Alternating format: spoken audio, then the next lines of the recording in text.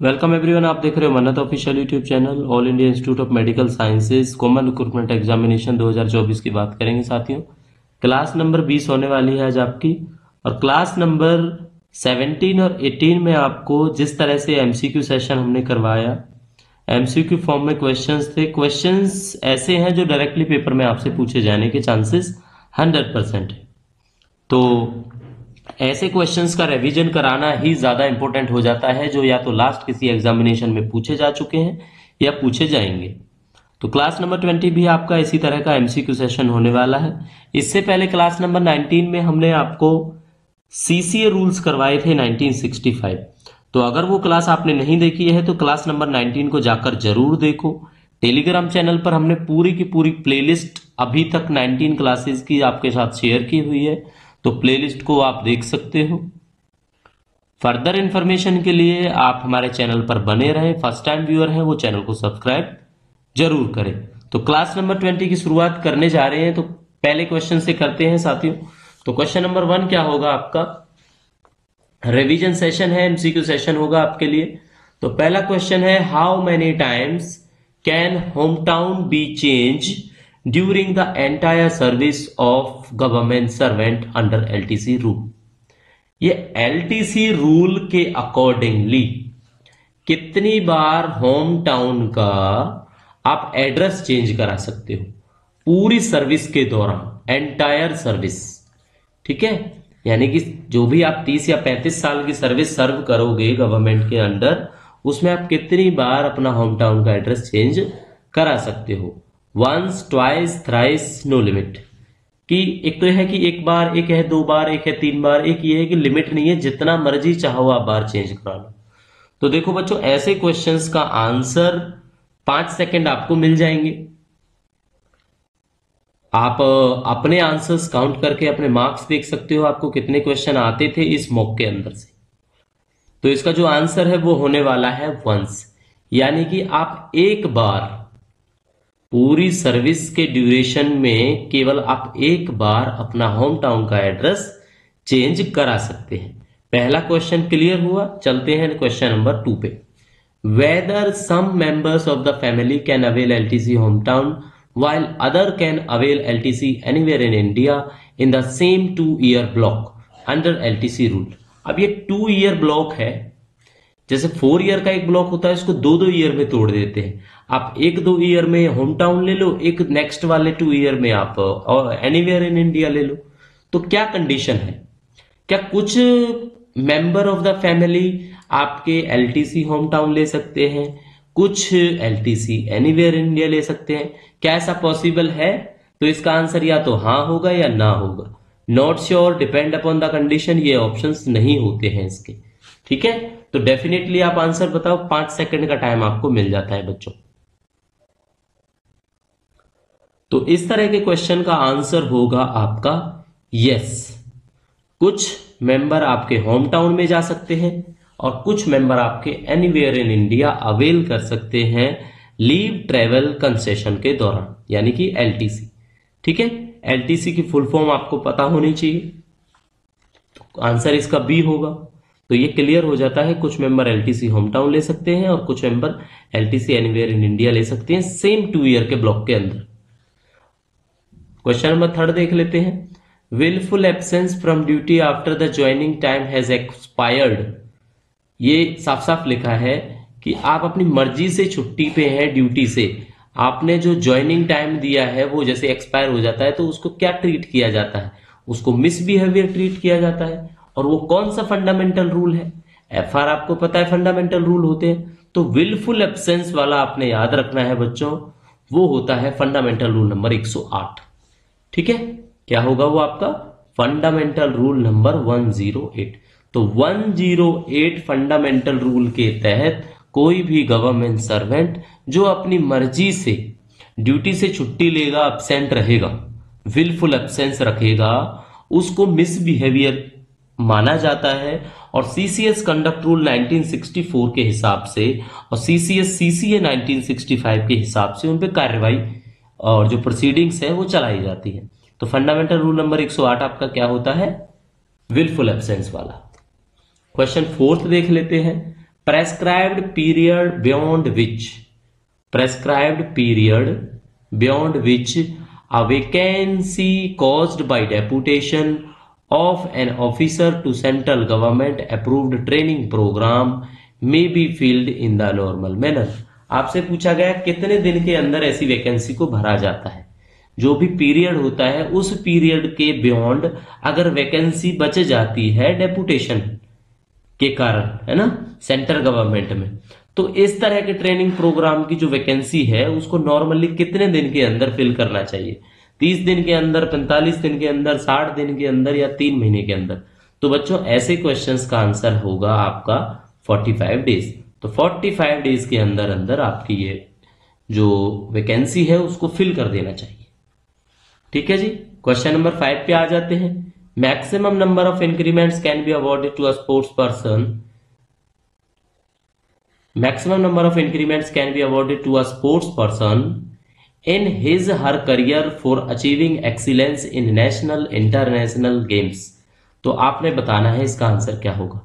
कोई नेशनल या international event खेलने वाला खिलाड़ी जो गवर्नमेंट सर्वेंट है उसको मैक्सिमम कितने इंक्रीमेंट्स एक्स्ट्रा मिल सकते हैं अपने करियर के दौरान। मान लो कोई वो गोल्ड मेडल लेके आते हैं एशियन गेम्स के अंदर, तो उससे मान लो 1 इंक्रीमेंट मिल जाता है। इसी तरह से कभी और लाते हैं तो दूसरा मिल जाता है।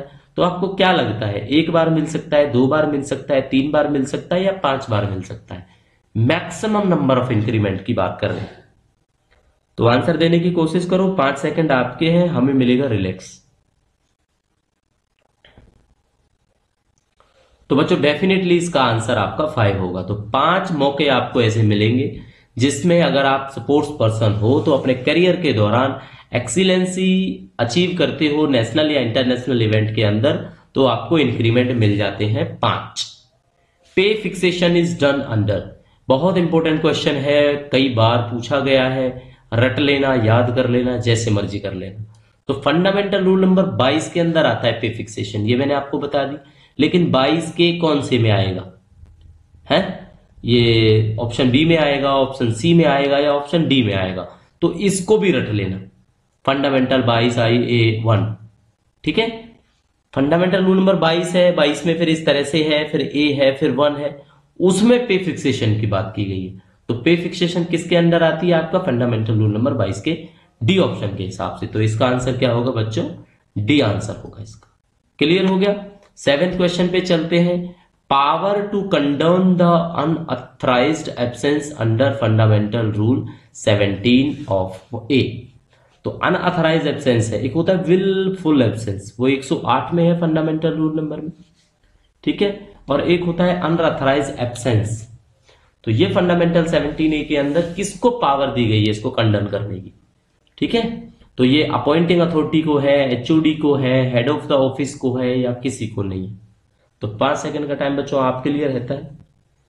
आंसर देने की कोशिश करो, उससे पहले क्वेश्चन को समझना कि क्वेश्चन में पूछा क्या गया है। तो क्वेश्चन के अकॉर्डिंगली इसका आंसर होगा अपॉइंटिंग अथॉरिटीज। क्या होगा इसका आंसर? Appointing authorities. तो ये क्लियर है आपका आंसर। क्या आएगा बच्चों इसका आंसर? अपॉइंटिंग अथॉरिटीज, यानी कि ए आपका आंसर रहने वाला है। क्वेश्चन 8 देख लेते हैं। Which allowances can be treated as a compensatory allowance. देखो ये क्वेश्चन पहले भी मैंने करवाया है आपको क्लास में।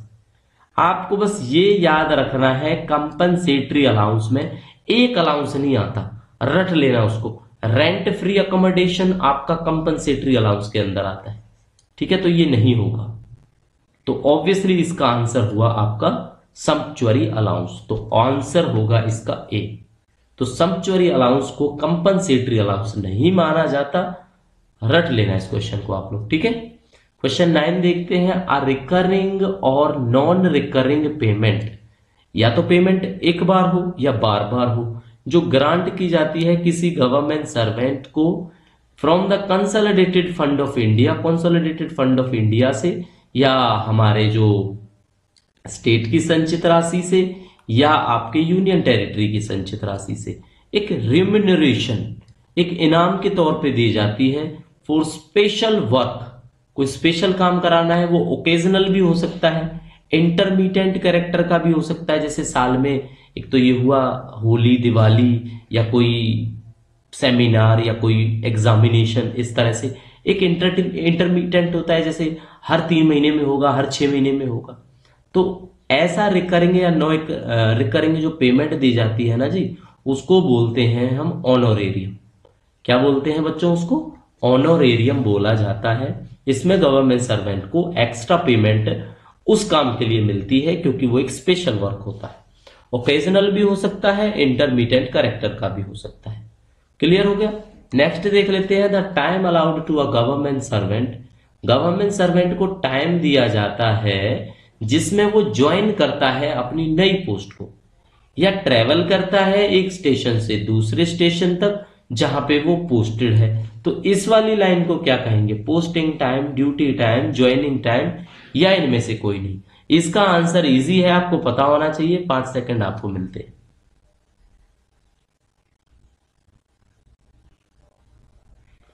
तो बच्चों इसका आंसर होगा आपका ज्वाइनिंग टाइम। तो ऐसे टाइम को क्या बोलते हैं? ज्वाइनिंग टाइम को। अब डेफिनेशन याद करते हैं। Joining time is the time allowed to a government servant in which he or she wants to join a new post or to travel to or from a station to which he is posted, he or she is posted। ठीक है, तो साफ साफ ये clear है आपका। लियन की बात करेंगे, हमने पहले समझाया हुआ है आपको जो फंडामेंटल रूल की क्लास ली। Lien means the title of a government servant to hold on dash basis either immediately or the termination of periods of absence a post including a tenure post to which he has been appointed on regular basis and on which he is not on probation। सबसे बड़ी बात, लियन का मतलब होता है government servant जो regular basis पे appointed है और प्रोबेशन के अंदर नहीं है। ठीक है, या तो वो इमीडिएटली उसको होल्ड करता है, या जब टर्मिनेशन हो जाता है उस पीरियड का, एब्सेंस का, एक पोस्ट के अंदर, एक टेन्योर पोस्ट के अंदर, तब उसको होल्ड करता है, तो उसको लियन बोलते हैं। तो लियन हुआ क्या? पहली वाली लाइन को पढ़ो। Lien means the title of a government servant to hold on dash basis. किस बेसिस पे होता है वो? कॉन्ट्रैक्ट पे होता है, रेगुलर पे होता है, टेन्योर पे होता है, या टेम्परेरी पे होता है। तो साफ साफ रट लेना आप इसको, रेगुलर बेसिस पे मिलता है आपको केवल लियन। ठीक है, जब आप रेगुलर एम्प्लॉय हो, आपने प्रोबेशन कंप्लीट कर लिया, ये लास्ट वाली लाइन में ये वाली बात लिखी हुई है, he is not on probation, probation के अंदर नहीं होना चाहिए वो। तो लियन किस एम्प्लॉय को मिलता है? कंफर्म्ड यानी रेगुलर एम्प्लॉय को लियन की फैसिलिटी मिलती है।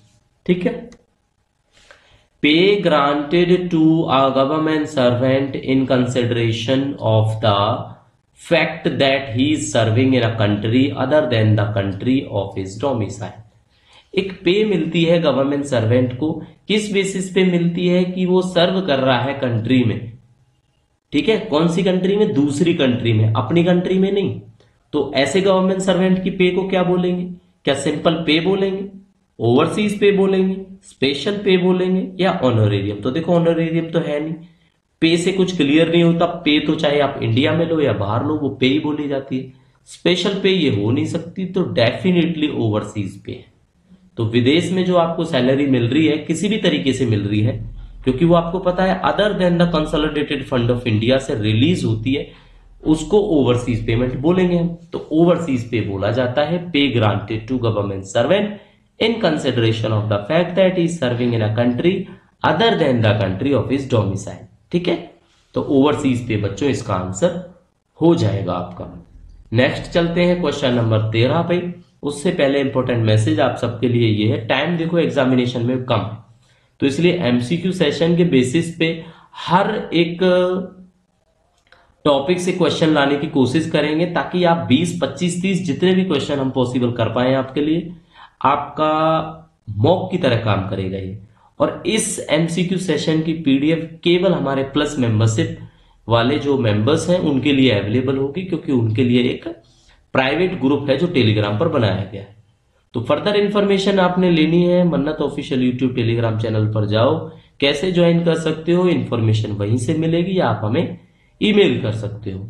और देखो ऑल कैंडिडेट्स, ऑल एस्पिरेंट्स हमारे लिए इक्वल हैं, तो उसके लिए further no more discount, no more facility for other candidates. Because all are equal. अब 30 नंबर क्वेश्चन की बात करेंगे। A post carrying a definite rate of pay sanction without limit of time. अब इस बात को समझो, एक ऐसी पोस्ट जिसमें एक डिफाइन है रेट कि भाई इस हिसाब से आपको सैलरी मिलेगी बिना किसी टाइम लिमिट के, तो उसको रेगुलर बोलेंगे, परमानेंट बोलेंगे, बोथ बोलेंगे, या कौन सी बोलेंगे? तो बच्चों इसको परमानेंट पोस्ट बोलते हैं, है ना, क्योंकि टाइम लिमिट नहीं है इसमें। ऐसा नहीं है इतने दिन ही मिलेगी आपको, आप परमानेंट पोस्ट को ही डेफिनेट रेट ऑफ पे बोलते हैं। तो 13 नंबर क्वेश्चन के बाद आ जाते हैं 14 नंबर क्वेश्चन पर। Dash of a post when used with reference to any particular government servant means the pay to which he entitled would be entitled if he held the post substantively and were performing its duties। एक post का नाम है जो use की जाती है किसी reference purpose से किसी पार्टिकुलर गवर्नमेंट सर्वेंट के केस में। इसका मतलब होता है जो पे उसको एंटाइटल होगी अगर वो उस पोस्ट को हेल्ड करता सब्सटेंटिवली और परफॉर्म करता उसकी ड्यूटीज, तो उसको कौन सी पे बोलेंगे? सब्सटेंटिव पे, पे या प्रिजम्पटिव पे, या नन ऑफ द अबव? तो साफ साफ क्लियर है, प्रिजम्पटिव पे होती है वो। ठीक है, प्रिजम्पटिव पे बोला जाता है उसको। अब ये क्या है? एक तरह से वो केस है जो उसकी सब्सटेंटिव पोस्ट है ना, मान लो वो लियन पे चला गया, दूसरी पोस्ट को ज्वाइन कर लिया, सैलरी उसको प्रिजम्पटिव मिलेगी। इनकेस अगर लियन है तो टेक्निकल रेजिग्नेशन होगा, तो प्रिजम्पटिव पे होगी उसकी जो पहले वाली सैलरी। ठीक है, अगर वो करंट सैलरी से ज्यादा है तो। ठीक है, तो प्रिजम्पटिव पे इसको बोलते हैं। नेक्स्ट आ जाता है 15, a post carrying a definite rate of pay sanction for a limited time. अब डेफिनेट रेट ऑफ पे है बट लिमिटेड टाइम के लिए है, तो ऐसी पोस्ट को बच्चों बोलते हैं हम टेम्परेरी पोस्ट। ठीक है, कौन सी पोस्ट बोला जाता है? टेम्परेरी पोस्ट बोला जाता है, जिसमें रेट तो डेफिनेट है बट एक लिमिटेड टाइम के अंदर है। ठीक है, लिमिटेड टाइम के लिए ही आपको पॉसिबल हो पाता है। क्लियर हो गया बच्चों? क्वेश्चन नंबर आपका 16 देख लेते हैं, टेन्योर पोस्ट के बारे में, कि आपकी टेन्योर पोस्ट क्या होती है। अब ये क्वेश्चन कई बार पूछा गया है, आपने बताना है टेन्योर पोस्ट के बारे में कि टेन्योर पोस्ट होती क्या है।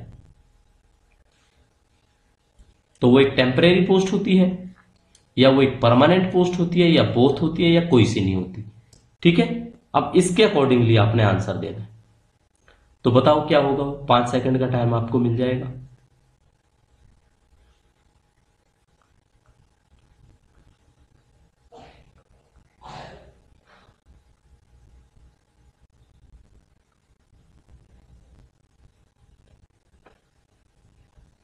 अब ये जो सारी चीजें हैं ना, ये आपकी डेफिनेशंस के अंदर आती हैं, और डेफिनेशंस जो हैं वो किसके अंदर हैं? आपकी डेफिनेशंस जो हैं वो हैं आपका चैप्टर 2 के अंदर, और चैप्टर 2 में है आपके डेफिनेशंस। ठीक है, किसमें? फंडामेंटल रूल्स के अंदर। जो FRSR जब आप पढ़ोगे तो उसके चैप्टर 2 के अंदर आपको डेफिनेशंस मिलेंगे, तो उसमें ये सारी डेफिनेशंस है। टेम्परेरी क्या होती है, परमानेंट पोस्ट क्या होती है, तो ये चीजें आपको पता हो। टेन्योर वाली क्या है, तो टेन्योर पोस्ट क्या है ये आप रट लेना बच्चों इस क्वेश्चन को ना। टेन्योर पोस्ट परमानेंट पोस्ट होती है। देखने में ऐसा लगता है कि यार टेन्योर है कि भाई 2 साल की नौकरी है तो परमानेंट कैसे हुई, बट फैसिलिटीज सारी एज इट इज परमानेंट की होती हैं। इसलिए tenure post means a permanent post which an individual government servant may not hold for more than limited period. साफ साफ इसीलिए वो टेन्योर है।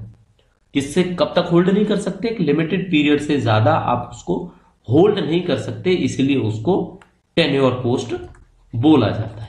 और ये जो टेन्योर पोस्ट है ये आपकी 30A के अंदर है, यानी कि फंडामेंटल रूल नंबर 9 में आपकी सारी की सारी डेफिनेशंस है। तो 9 का जब आप देखोगे, 9 का 30A इसके अंदर आ जाता है आपका टेन्योर पोस्ट के बारे में। क्लियर हो गया? 30A के अंदर ये बात है। ठीक है बच्चों,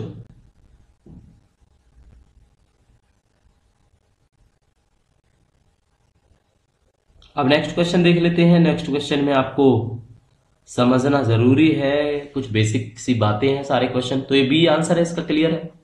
इसके बाद आ जाता है आपका क्वेश्चन नंबर 17। तो क्वेश्चन नंबर 17 क्या बोलता है? क्वेश्चन नंबर 17 में है आपके लिए कि an allowance granted to a government servant to cover the expenses which he incur in travelling in the interest of the public service. Public service के दौरान जो उसने अपना पैसा खर्च किया उसका बताना है आपने कि कौन सा अलाउंस मिलता है। ट्रैवलिंग अलाउंस मिलता है, ट्रांसपोर्ट अलाउंस मिलता है, डेली अलाउंस मिलता है, या कौन सा अलाउंस मिलता है। ठीक है, तो बताओ आप इसका आंसर क्या होगा।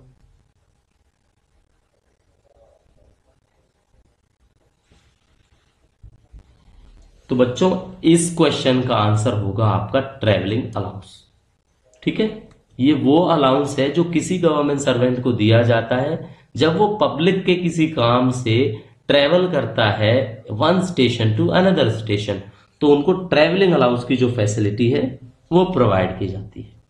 क्वेश्चन नंबर 18 देख लेते हैं। According to dash rule no person may be appointed in India to a post in government service without a medical certificate of health. बार बार हमने आपको बताई है ये बात क्लास में भी कि जब भी कोई आदमी अपॉइंट होता है इंडिया में किसी भी गवर्नमेंट सर्विस पे तो बिना मेडिकल सर्टिफिकेट के वो ज्वाइन नहीं कर सकता, मतलब मेडिकल सर्टिफिकेट मैंडेटरी है। तो ये बात किस में है, कौन से फंडामेंटल रूल के अंदर ये बात है? तो ये आपको पता होना चाहिए। फंडामेंटल रूल नंबर 10 है, 11 है, 22 है, 12। बताओ क्या होगा। तो इसका डेफिनेटली आंसर होगा आपका फंडामेंटल रूल नंबर 10 के अंदर। तो फंडामेंटल रूल नंबर 10 के अंदर ये बात आपको बताई गई है। ठीक है, एक मिनट कलर चेंज कर लेते, थोड़ा सा समझाने के काम आएगा। ये तो वही हो गया जो अभी हमारा आंसर है, तो डेफिनेटली ये क्लियर है। फंडामेंटल रूल नंबर 11 में क्या है? 11 बोलता है कि पूरा का पूरा टाइम गवर्नमेंट सर्वेंट का काम है कि वो गवर्नमेंट के जो भी काम उसको दिए गए हैं उसको प्रॉपर अथॉरिटी बिना किसी एडिशनल रिम्यूनरेशन के पूरी जिम्मेदारी के साथ आप उनको पूरा करो। ठीक है, वो है फंडामेंटल रूल नंबर 11। और फंडामेंटल रूल नंबर 22 क्या है? बार बार आपको बताया है, पे फिक्सेशन की बात होती है, लेकिन 22 के भी अंदर पॉइंट्स हैं अलग अलग। तो 22 में क्या है? 22 के अलग अलग पॉइंट है कि भाई इनिशियल पे क्या कैसे रेगुलेट होगी। तो 22 के ये सारे के सारे पॉइंट है। ठीक है, अकेला 22 का पता नहीं लगेगा, 22A है तो वो तो प्रिंटेड ही नहीं है, 22B है आपका जैसे। ठीक है, 22C को डिलीट कर दिया था, ABC तक थे, C को भी डिलीट कर दिया था। चलो, फंडामेंटल रूल नंबर 12 हमने आपको बता दिया क्या है। फंडामेंटल रूल नंबर 12 में क्या है? 11 तो 10 तो आपका मेडिकल का है, 11 आपका ये है कि पूरी तरह से डिस्पोजल करना है, और 12 है आपका डिलीटेड। ठीक है, तो ऐसी चीजें अगर थोड़ी सी याद रहेंगी तो आप क्या करोगे, सबसे पहले इसी को कट करते कि यार ये तो एग्जिस्ट ही नहीं करता, इसको मैं कट कर देता हूं। ये मेरा पे से रिलेटेड हो जाता है तो भाई इसको भी कट कर देता हूं। अब रहा 10 और 11 में क्या है? डिस्पोजल ऑफ ड्यूटीज तरीके से करना। और 10 है जो आपका सिंपल वही है, विदाउट मेडिकल नो जॉब। ठीक है, तो ये अप्रोच होनी चाहिए, आपको याद हो जाएंगे सारे क्वेश्चन। क्वेश्चन नंबर 19 पे चलते हैं। As per fundamental 16A। अब देखो फंडामेंटल 16A आपके याद हो जाएगा। अब इस क्वेश्चन को आप करोगे तो फंडामेंटल 16A क्या होगा आपके याद हो जाएगा। चलो, as per the fundamental rule 16A government servant may be required to subscribe to a. अब उसको सब्सक्राइब करना है प्रोविडेंट फंड, फैमिली पेंशन का कोई फंड, या कोई सिमिलर फंड जो कि प्रेसिडेंट बाय ऑर्डर प्रेस्क्राइब कर दे तो आपको सब्सक्राइब करना होता है, या ऑल ऑफ दीज। ठीक है, तो देखो इसका आंसर होगा आपका ऑल ऑफ दीज, यानी कि डी आंसर होगा। डी क्यों होगा? क्योंकि फंडामेंटल रूल नंबर 16A में आपको बताया गया है आप कुछ भी, चाहे आप ईपीएफ लो, चाहे आप जीपीएफ लो, चाहे आप नेशनल पेंशन यानी न्यू पेंशन स्कीम लो, एनपीएस लो, एक प्रोविडेंट फंड आपका होना चाहिए। ठीक है, पेंशन ले रहे हो तो फैमिली पेंशन का कोई फंड होना चाहिए, मतलब है ये mention fundamental rule number 16A के अंदर। इस क्लास में फंडामेंटल थोड़े ज्यादा हो गए, घबराना मत, है ना। 17A है, थोड़ी देर पहले बताया था कि without prejudice to the provision of the rules 27 of central civil services pension rule 1972 के जो रूल है, a period of an unauthorised absence. अब ये देखो अनऑथराइज एब्सेंस, पहले बताया था थोड़ी देर पहले 17A में आता है अनऑथराइज एब्सेंस, और विलफुल एब्सेंस आता है कौन सा था वो, फंडामेंटल रूल नंबर 108। अब केस क्या है, in the case of employ working in industrial establishment during a strike which has been declared illegal under the provision of industrial dispute act 1947 और any other law from the time being in force. कहने का मतलब ये है, आप अगर किसी company में काम करते हो और वहां पे स्ट्राइक के दौरान ये डिक्लेयर हो जाता है कि आपकी स्ट्राइक है वो लीगल नहीं है, वो गैर कानूनी थी, तो इंडस्ट्रियल डिस्प्यूट एक्ट 1947 के तहत या किसी और लॉ के तहत उसको माना जाएगा अनऑथराइज एब्सेंस। ठीक है, अगर ये सही है तो। दूसरा पॉइंट बी अगर सही है तो, in the case of other employees as a result of action in combination or in concern manner such as during a strike without any authority from or valid reason to the satisfaction of the competent authority.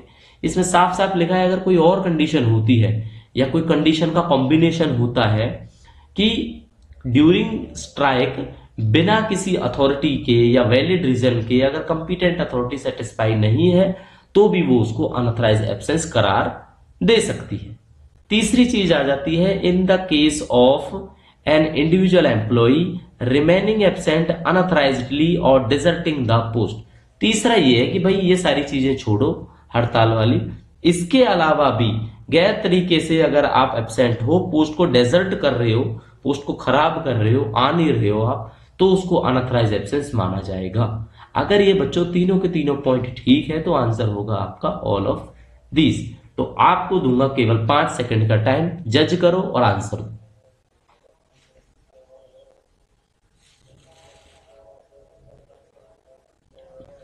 तो देखो बच्चों, इसका answer होगा आपका D, यानी कि सारे के सारे जो पॉइंट्स हैं आपके वैलिड हैं और ठीक है। ठीक है, ये जो अभी आपसे डिस्कस किए हम। नेक्स्ट आ जाता है 21, कोई गवर्नमेंट सर्वेंट जब, अब ये लीव का क्वेश्चन है। ठीक है, अब फंडामेंटल से थोड़ा सा निकल गए हम। When a government servant is unable to submit an application or medical certificate on account of disability, भाई या तो वो विकलांग है उस वजह से अपनी छुट्टी की एप्लीकेशन या मेडिकल सर्टिफिकेट की एप्लीकेशन दे नहीं पा रहा है। ठीक है, तो उस केस में उस एप्लीकेशन को कौन साइन कर सकता है। मान लो कोई गहरी चोट लगे उनके सर में और मेडिकल पे है वो और उस फॉर्म को साइन करना है, तो अब कौन साइन कर सकता है। अगर ABC ठीक है तो मैं उस हिसाब से समझाऊंगा आपको।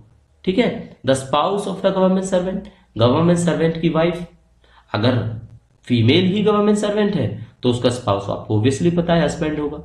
The parents in case of an unmarried government servant, कोई अनमैरिड गवर्नमेंट सर्वेंट है तो उसके पेरेंट्स हैं वो माने जाएंगे फिर जो साइन कर सकते हैं एप्लीकेशन को। एक ये है कि चाइल्ड या तो वो अडॉप्टेड हो या कोई भाई हो या बहन हो गवर्नमेंट सर्वेंट की जो attain the age of majority, 18 साल से ऊपर के वो हो चुके हैं अगर, तो भी वो एप्लीकेशन को साइन कर सकते हैं इन case of disability, in case of medical purpose यानी मेडिकल इमरजेंसी। तो अगर ये तीनों पॉइंट जो मैंने आपको बताए सही है तो एग्जैक्टली आंसर होगा इसका ऑल ऑफ द अबव। तो अब आपको 5 सेकंड का टाइम मिलेगा, आप बताओ आंसर क्या होगा।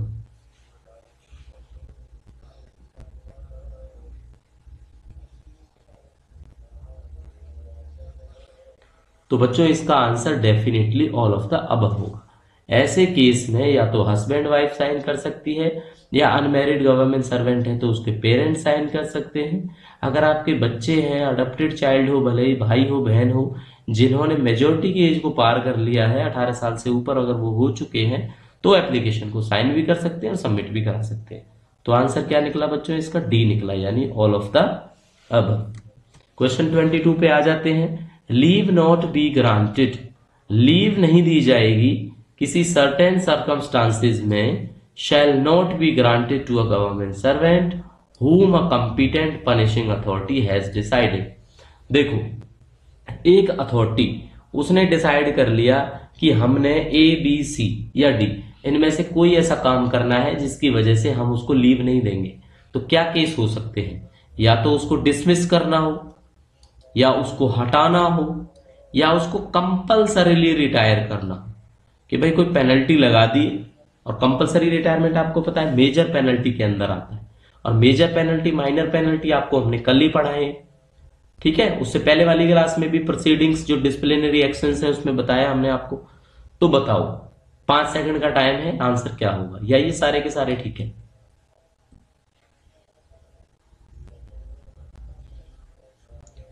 तो बच्चों इस क्वेश्चन का आंसर होगा आपका ऑल ऑफ द अबव, यानी कि सारे के सारे पॉइंट बिल्कुल ठीक हैं। अगर किसी एम्प्लॉय को डिसमिस करना हो तो छुट्टी नहीं दे सकते, हटाना हो तो छुट्टी नहीं दे सकते, कंपलसरी रिटायर करना हो तो छुट्टी नहीं दे सकते, इसलिए आंसर आएगा all of the above. Question आएगा 23, कंप्लीटेड ईयर्स ऑफ सर्विस या 1 ईयर कंटिन्यूअस सर्विस, इसका मतलब क्या है? अगर कोई आपसे बोलता है कि मैंने 25 साल की सर्विस कंप्लीट कर ली, या कोई बोलता है मैंने 1 साल की कंटिन्यूअस सर्विस कर ली, इसका मतलब क्या निकलता है?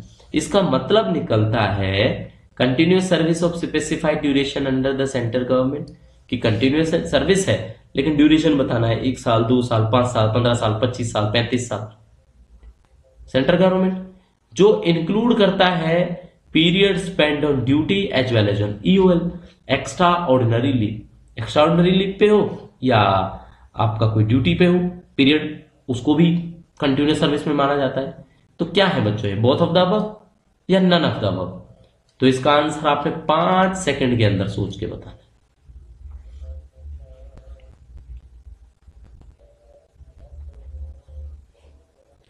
तो बच्चों इसका आंसर निकलेगा बोथ ऑफ द अबव।